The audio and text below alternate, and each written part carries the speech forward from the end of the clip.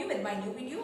आज की वीडियो में हम वोकैबुलरी पढ़ेंगे। वोकैबुलरी क्यों जरूरत होती है, इसको मैं आपके सामने एक सिचुएशन रखकर समझाने की कोशिश करती हूँ। जैसे आज टेम्परेचर सपोज करिए 42 डिग्री है, तो मैंने कहा it's very hot today. When ये 45 डिग्री तक पहुंच जाता है और मैं उस समय भी यही चीज कह रही हूँ with the same word very very hot.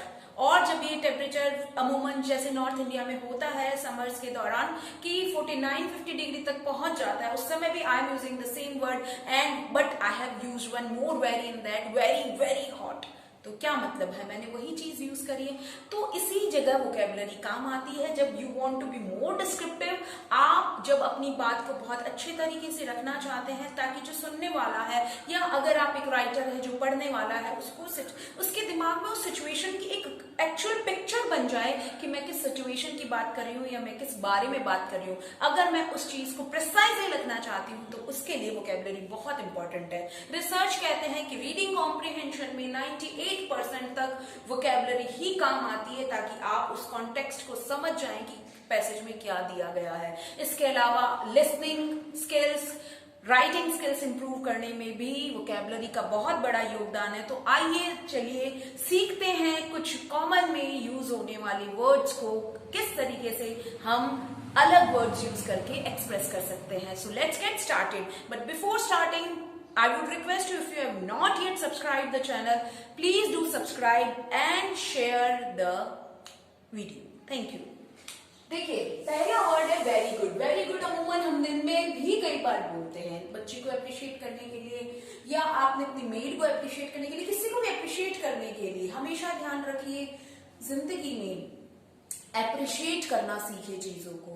तो जब आप किसी को अप्रिशिएट करने के लिए वेरी गुड बोल रहे हैं उसकी जगह आप बोल सकते हैं सुपर्ब एंड ऑसम। आप क्या वर्ड यूज कर सकते हैं, सुपर्ब एंड ऑसम।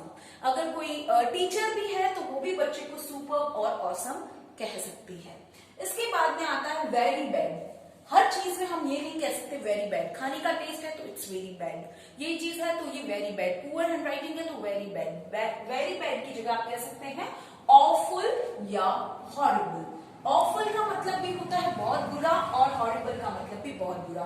सपोज एक बच्चा है वो हैंड राइटिंग अपना वर्क कर रहा है और उसने बहुत अनटाइडली लिखा है तो उस समय कह सकते हो it's horrible, it's horrible. Next है वेरी बिग।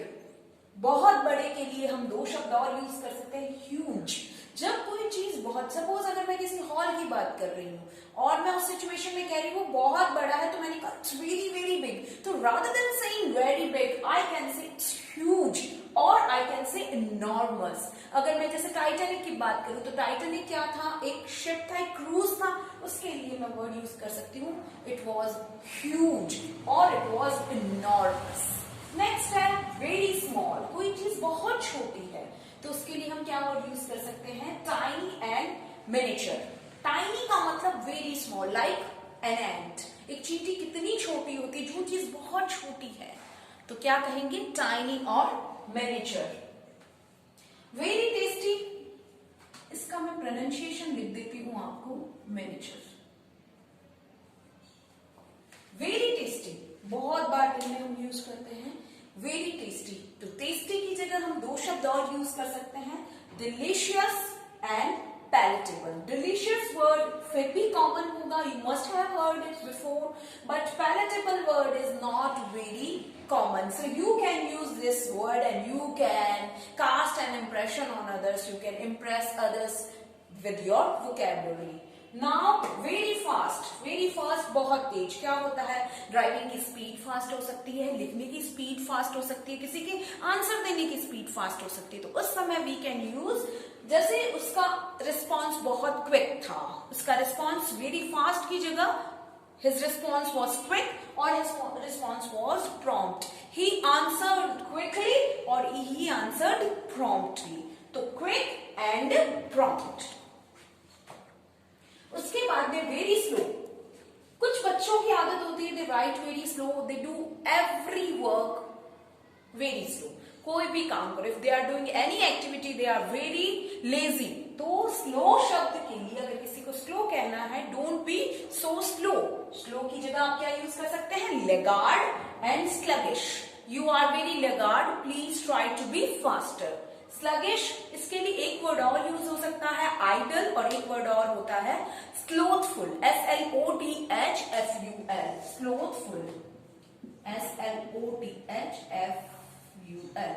स्लोथफुल का मतलब भी स्लगिश, लेगार्ड, बहुत धीमा। जैसे कछुए की गति होती है स्लगिश होती है, किसी के काम करने की स्पीड होती है स्लगिश हो सकती है। वेरी हॉट, मैं जिसकी बात कर रही थी, searing and scorching, it's searing today, it's scorching today। scorching का मतलब बहुत ज्यादा गर्मी। when the temperature is around the temperature is at around 49, 48, 50 degree, that time you can use this word, the temperature is scorching, or the day is scorching today, or the day is searing today। Next word is very cold, बहुत ज्यादा ठंड है, और ये भी ठंड भी north India में बहुत ज्यादा पड़ती है, और अक्रॉस इंडिया में ठंड जब पड़ती है तो ज्यादा पड़ती है। तो वेरी कोल्ड, तो इसकी जगह हम कह सकते हैं चिली या फ्रीजिंग। क्या कह सकते हैं? चिली या फ्रीजिंग।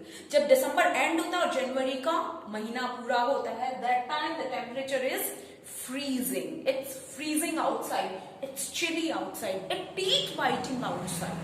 ठीक है। वेरी अफ्रेड, कोई बहुत डरा हुआ है तो उसके लिए हम वर्ड यूज कर सकते हैं he is terrified because teacher punished him today.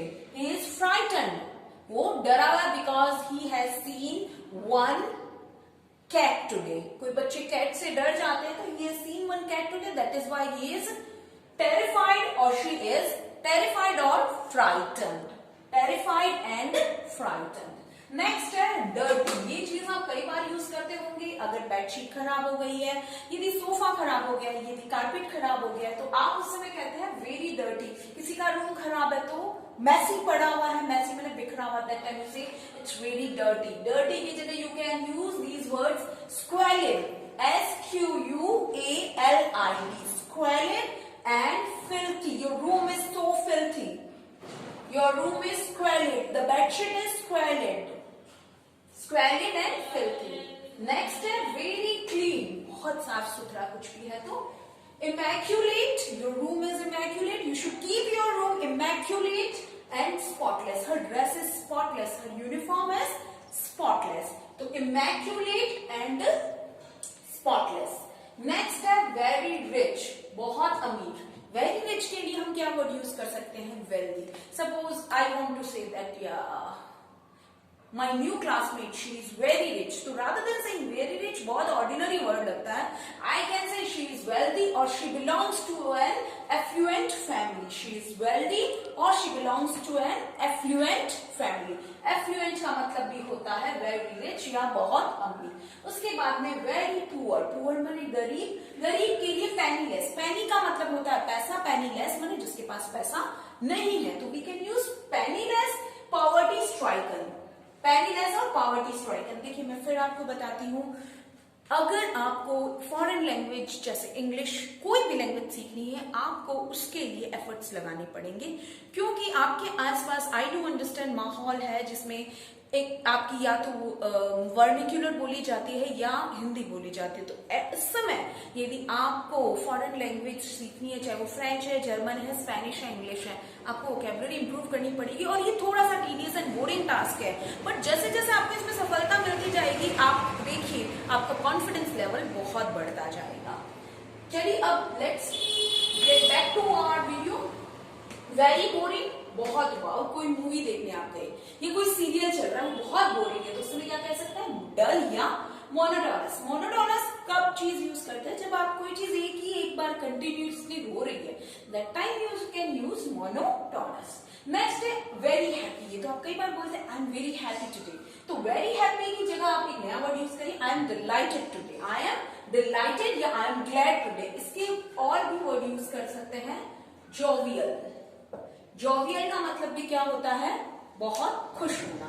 So I am happy, I am jovial, I am delighted, I am cherished, cherished word भी आप यूज कर सकते हैं। Very tired, this is also a very common word which you use in your day to day life. इसको हम replace कर सकते हैं बहुत ज्यादा थका हुआ, जब आप पूरे दिन आपने you have toiled hard, toiled hard मतलब पूरे दिन बहुत काम किया है, and now you want to say no I can not do anything, I can't do anything now, I cannot do anything more, Then you can use this word exhausted. I am feeling exhausted today or I am feeling fatigued today. Fatigued का मतलब होता है जब आप फेंट होने की स्थिति में हैं, आप बस थककर गिरने की स्थिति में, that time fatigued word use कर सकते हैं.